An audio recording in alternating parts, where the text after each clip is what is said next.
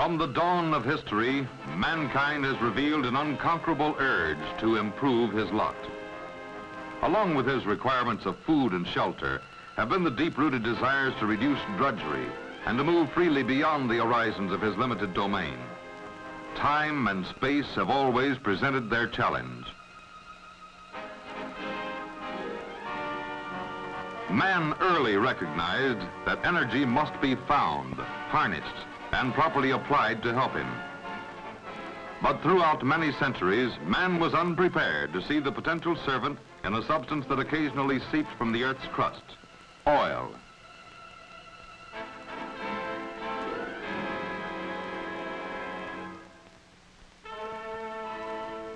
Oil has long been known to mankind.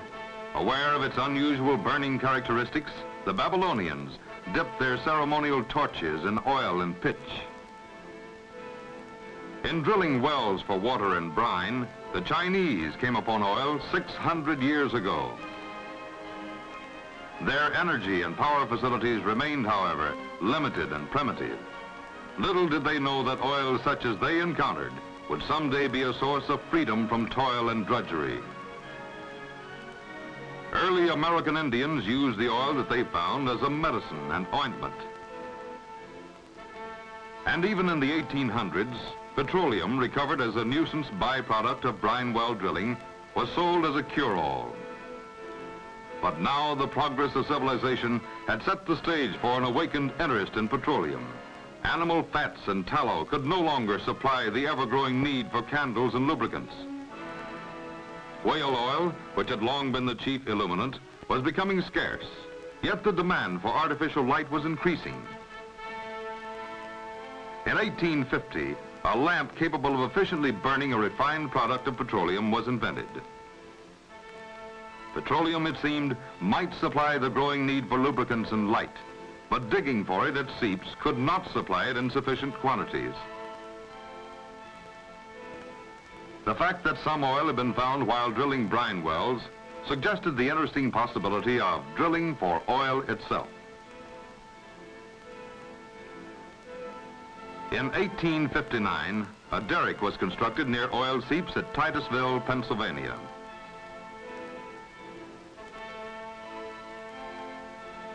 This was accomplished under the direction of a retired railroad conductor, Edwin L. With the assistance of an experienced brine well driller, Uncle Billy Smith, operations finally got underway. Crude handmade tools and a primitive steam engine enabled them to drill at a rate of only 3 feet per day.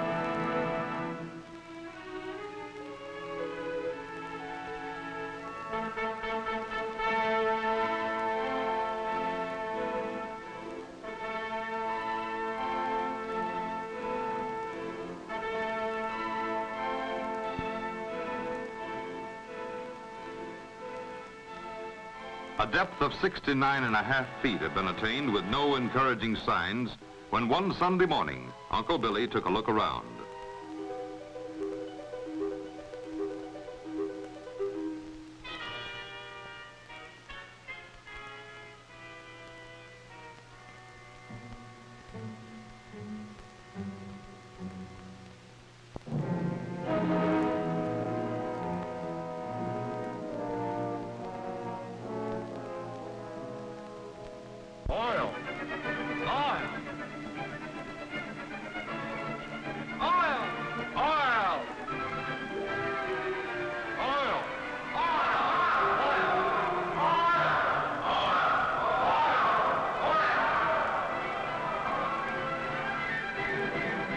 Thus, on that eventful day of August 27, 1859, Edwin Drake and his associates ushered in a new era.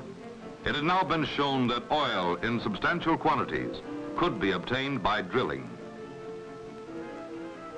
With the rapid spread of the news came a fantastic migration of those who saw in this development a possible source of new wealth. The boom was on. Towns and derricks sprang up almost overnight in the vicinity of Drake's discovery. For lack of engines and drilling equipment, many crude but ingenious drilling methods were devised. Strong backs and legs and infinite patience supplied the power to drill only a few feet per day. With the realization that many drillings resulted in expensive and disappointing dry holes, so-called experts with divining rods, luck, and intuition were much in demand.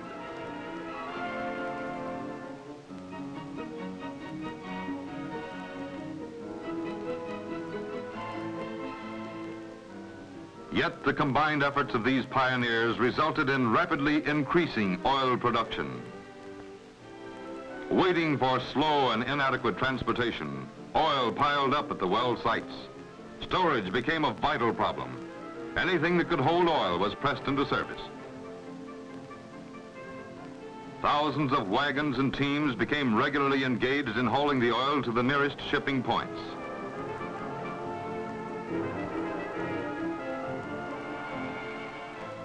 When possible, barges and rafts were employed to carry the oil.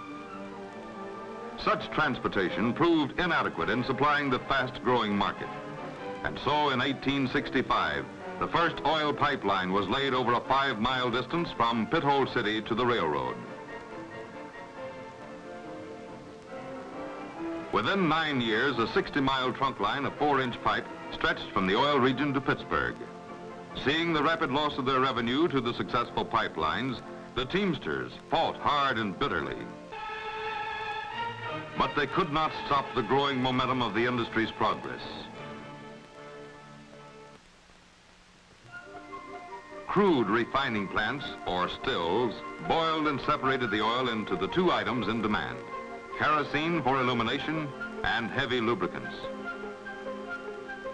An undesired product, considered dangerous and unusable, was discarded in great quantities.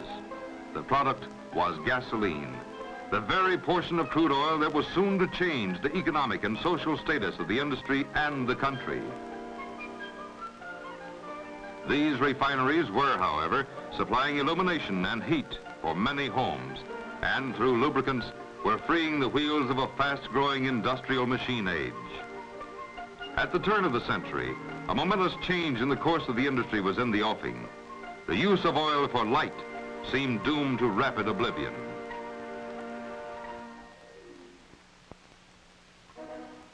At this critical stage appeared the invention that was to revolutionize the oil industry's course of progress and change the living habits of the nation. No longer was gasoline destined to be a useless byproduct. Instead, with the swift popularity of the automobile, gasoline quickly assumed the position of prime demand.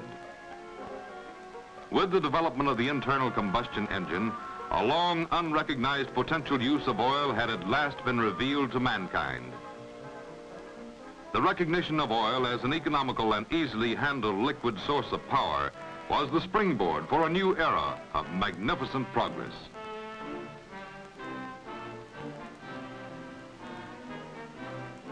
Inspired by the American system of possible reward for risk, discovery and expansion swept westward to the Pacific, the mid-continent, the Gulf Coast, and the Rocky Mountains.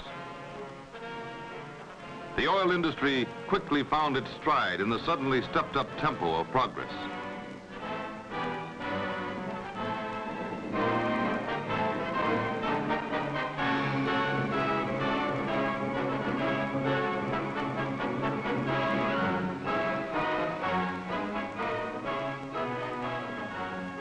With ever-increasing and improving oil products, it kept pace with invention and even forced it to proceed at a rapid rate. Through enterprise and the accumulation of knowledge, it has now reached a stage of maturity undreamed of even a generation ago.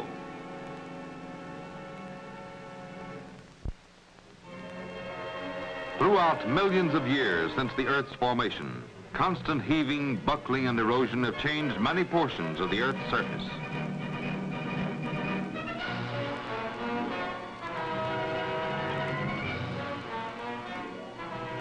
Many areas were repeatedly covered by shallow seas. Countless billions of tiny organisms died and settled to the bottom, where they became buried under sand and silt. There, it is believed, the entombed organisms were transformed into oil.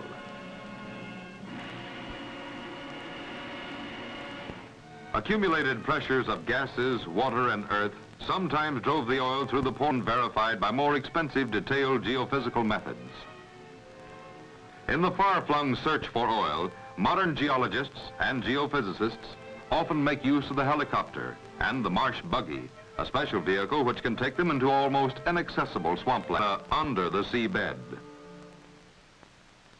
Senses of taste and smell are used as an occasional quick test when it is suspected that oil-bearing formations are being approached. Core samples are taken with a special drill bit at some drilling locations. These are sent to field and central laboratories, which test them for porosity, or the volume of small cavities that may contain oil, permeability, or the potential rate of flow through the rock pores, and the oil content of the sample.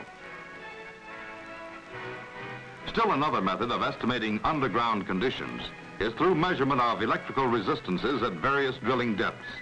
This process is known as electric logging. During the process of drilling, a special valve at the top of the hole may be closed off in the event of unexpected blowouts. When an oil-bearing formation is reached, the drill is pulled. Heavy muds are used to hold back the flow of oil from natural pressures. Wells are no longer the oil to the surface and sending it to the storage tanks. In the present-day application of scientific production methods, the industry is wisely trying to conserve reservoir energy by maintaining subsurface pressures. No longer are wells drilled without regard for adequate spacing.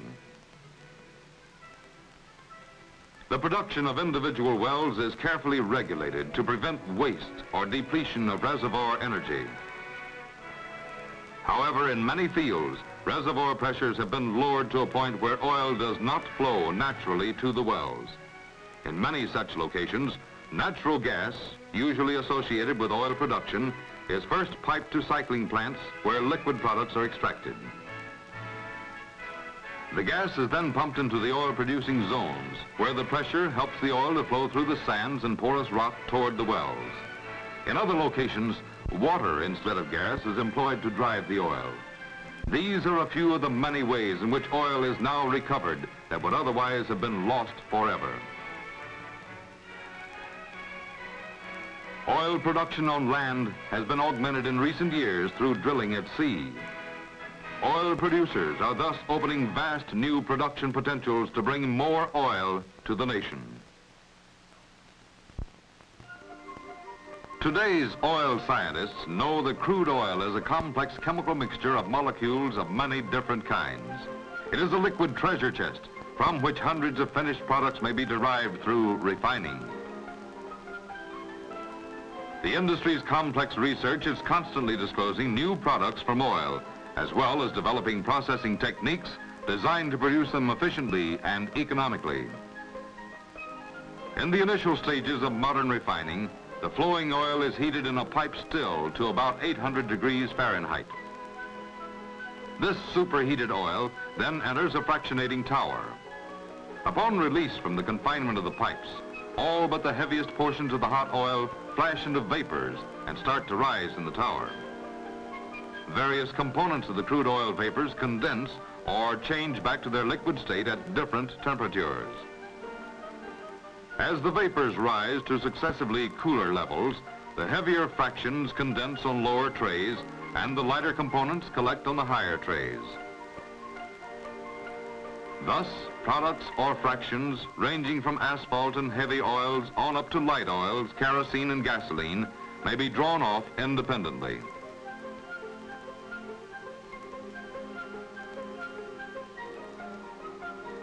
While fractionating or distillation is a process of separating oil components, cracking is a term applied to the process of breaking big molecules of oil into smaller ones to make more of some fractions than would be obtained by ordinary distillation.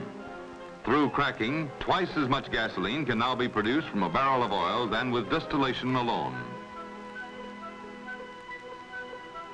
While this may be done through heat and pressure alone, a more modern and efficient method is with the use of a catalyst. Oil vapors are passed to a reactor together with the catalyst. This is a substance that has the ability to change the molecular or chemical structure of the vapors. The mixture of cracked vapors is then sent to a fractionating tower for distillation or separation of the newly formed components. The used catalyst is sent to a regenerator that prepares it for reuse in the system. A number of other ingenious processes are now employed to take apart, put together, or rearrange the molecules of petroleum. Through a carefully controlled production balance of refinery products, the oil industry now supplies not only fuels and lubricants, but the basic ingredients for a limitless variety of chemicals. These in themselves are the foundation of gigantic new industries. Petroleum-derived plastics, found in many of our modern fabrics, are made in plants such as this. The manufacture of soaps and detergents is another large enterprise using petroleum products.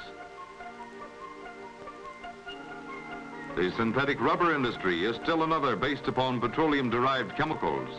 Recent times have seen a tremendous increase in the uses of a variety of synthetic rubber. Today, the distribution of petroleum and its byproducts has in itself become a tremendous enterprise. A network of pipelines is an essential part of this undertaking. Modern machines have greatly eased and speeded the task of digging the trenches and preparing the thousands of miles of pipe required. Pipes were formerly screwed together, but modern welding techniques help produce a continuous and unbroken artery of steel. Before they are buried, the pipes are thoroughly cleaned.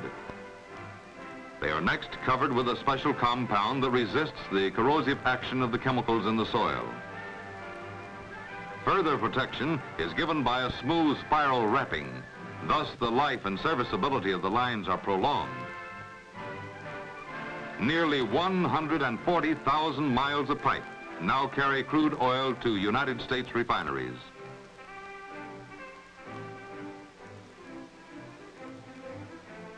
Another 23,000 miles of pipe carry finished products of petroleum.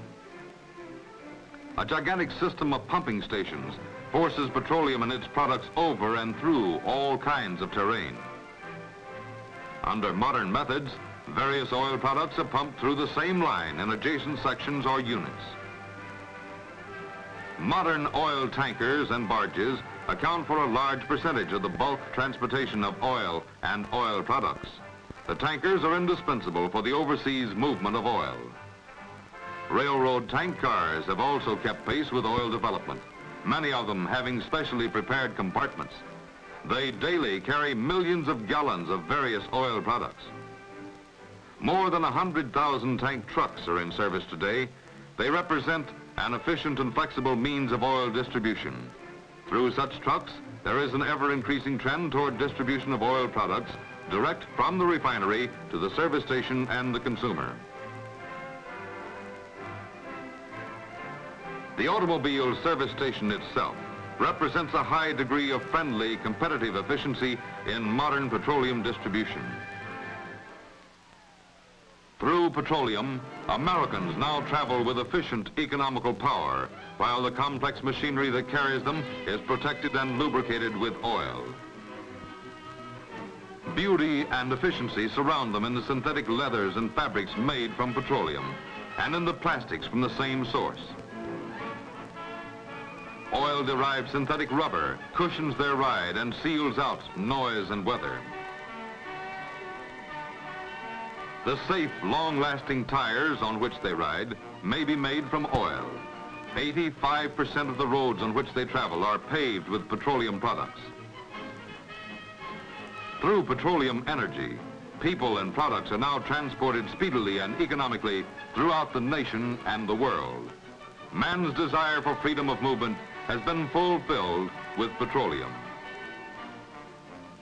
What 3 gallons of gasoline did 25 years ago, 2 gallons will do today.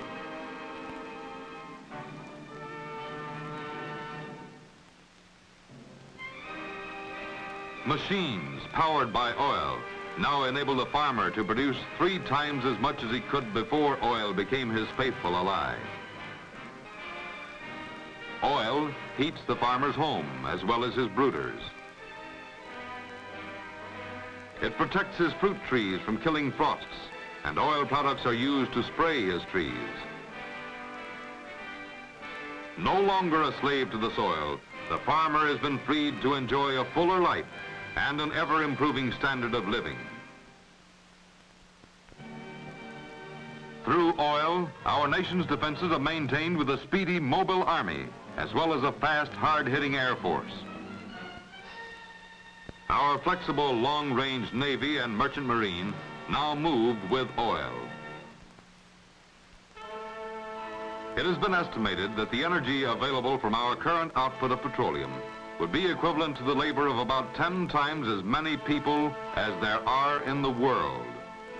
The modern $30 billion oil industry is a large factor in the support of our national economy through wide-scale direct and indirect employment.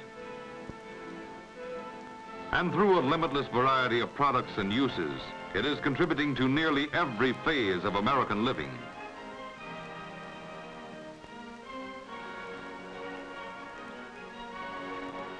In the relatively few years since the oil industry's inception, traditions of progressive service and responsibility have been established, which will be the foundation for even greater contributions to the welfare of the nation and the world. Man may now look with grateful pride at his short but spectacular history of development and use of petroleum. Through truly American enterprise and ever-increasing knowledge, our lives will be yet further enriched through the wise and efficient utilization of this bountiful resource, oil.